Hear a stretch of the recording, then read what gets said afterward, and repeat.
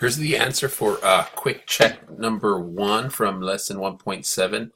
This combines taking the derivative, having to use the quotient rule and the chain rule at the same time, so you can see the problem's already been written out for you. This is in the PowerPoint also, but I want to make sure I explain it because there's some steps that were skipped here.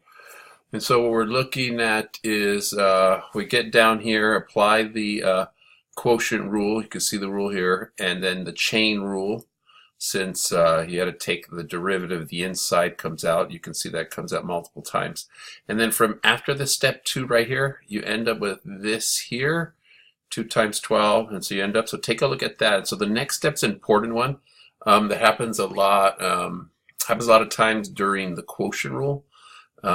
You can see here as it looks really complicated, and the move that I make is in green here, where you see where I factor out 3x4 plus 2. There's a squared here, and I think that's not a squared, so let me make sure I erase that. Don't get mixed up there.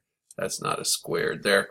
And so I factor out one of them. There's 2 here and 1 here, so I factor 1 out. And when I do that, that should leave me with, let me fix that. So if we look at this algebra again, when I factor that out, actually this one would not be there. And so you're just left with 24 x cubed times 2x minus 1, because I took one of these out, and so you're just left with that. And so the next step would be, and then notice in the denominator I cancel, it's to the power of 4. I spread it out because what I knew was going to happen is that this and this were going to cancel here, and so then I end up with a new expression that looks like this here. So I am going to simplify the top, and that should come out to what this is over here. So let's take a look. So I end up with 12x5. I'm going to multiply plus 8x minus, and then you do 24x cubed times 2x minus 48x to the 5.